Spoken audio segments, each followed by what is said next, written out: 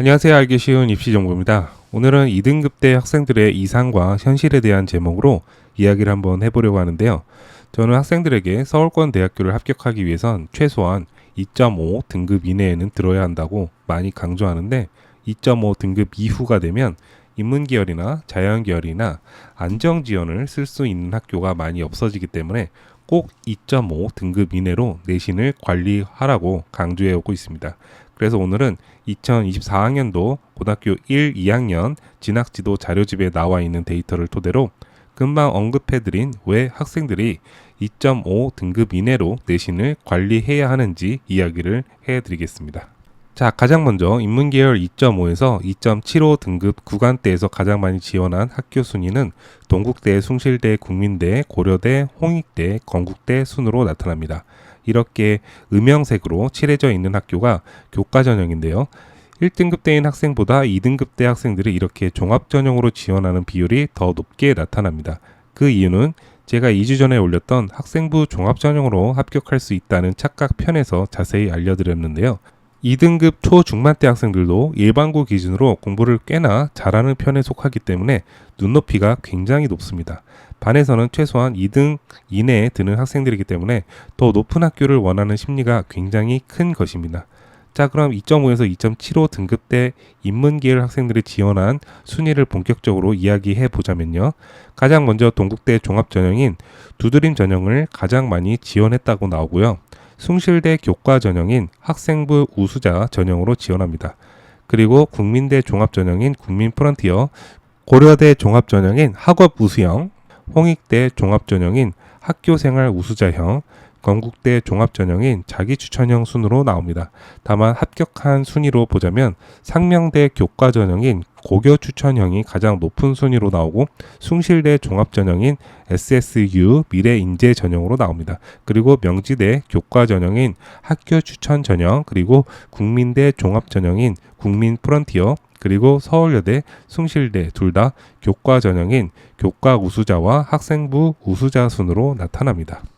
이 데이터에 대해 자세히 이야기해 보자면요. 이 등급대 학생들 역시 반에서 최소 2등 정도 하는 학생들이기 때문에 제가 상담해 본 경험상 자신은 건국대, 동국대 정도 라인을 갈 수 있지 않을까 하는 생각을 하는 것이 일반적입니다.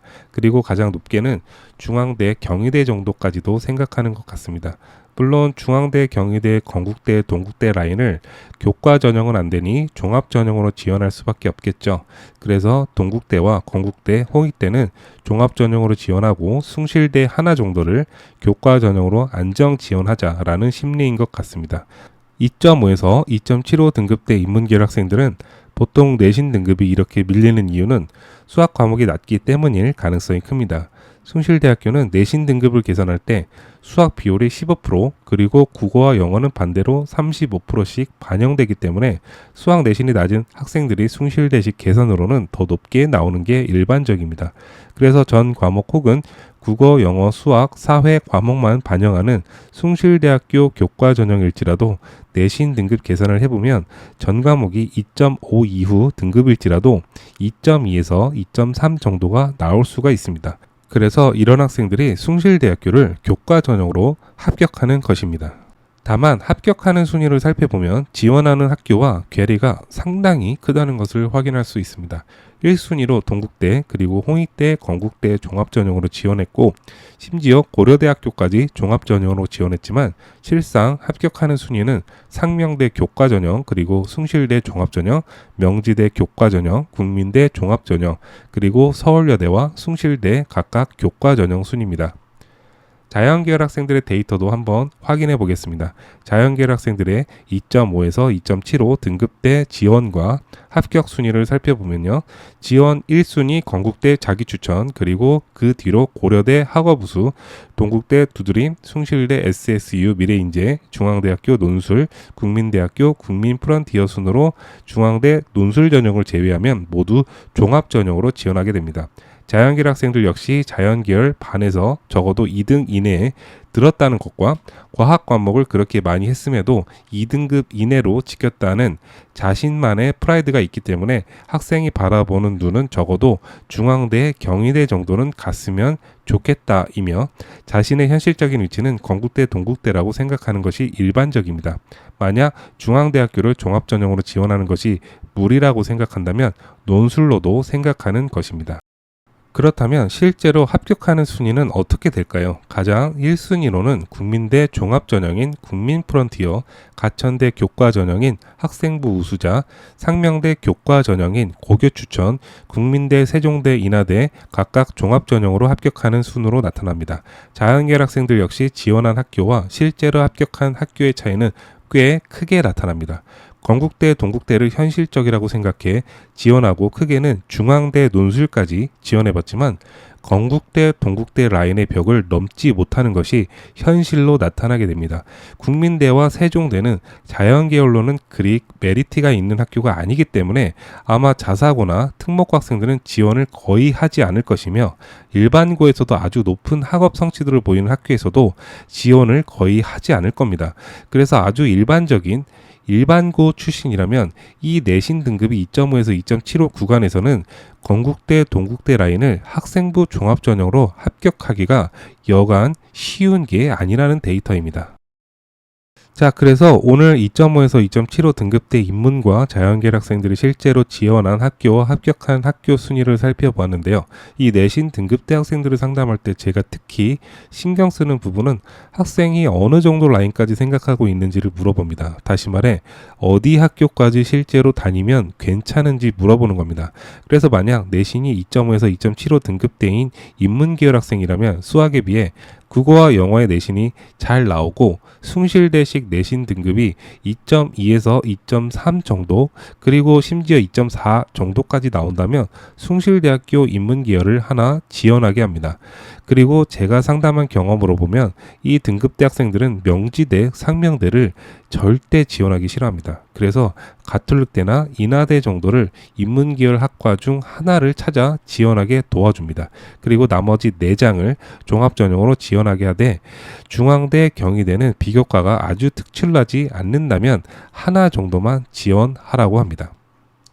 하지만 자연계열 학생들은 이 등급대라면 숭실대학교는 자연계열 교과전형 내신 반영이 수학이 35%나 반영되기 때문에 자연계열식으로 성적이 잘 나온다고 하더라도 이렇게 수학 내신이 높게 나온 학생은 본인이 수학을 잘한다는 인식 때문에 숭실대는 성에 안 찰 가능성이 매우 큽니다. 그래서 이 등급대를 맞은 학생들 중 특히 수학 점수가 높은 학생들은 설득이 굉장히 어렵습니다. 그래서 만약 수학 모의고사 점수를 물어본 후 특정 킬러 문항 문제 학습 여부가 잘 되어 있다면 논술로 중앙대, 경희대를 지원하라고 하고 2장 정도를 종합전형으로 건국대, 동국대 그리고 모의고사가 수학 과목뿐 아니라 영어 그리고 나머지 한 과목 총 3과목까지 관리가 된다면 홍익대까지 고려해보고 나머지 2장은 숭실대가 자연계열식으로 2.2에서 2.3 정도 나오면 안정지원과 인하대를 교과전형으로 자연계열 중 낮은 학과를 골라 지원하게 합니다. 내신이 1등급대가 되지 못하더라도 반드시 2.5 이내에 들어야 되는 이유를 다시 한번 설명해 드리자면 2.0에서 2.25 등급대 학생들은 자신들의 목표가 중앙대, 경희대, 성균관대일지라도 실제로 합격하는 학교는 건국대학교, 동국대학교까지는 나올 수 있기 때문입니다. 건국대, 동국대는 서울 상위 15개 대학에 속하기 때문에 이 정도 학교를 합격한다면 그래도 매우 잘 진학한 케이스에 속합니다.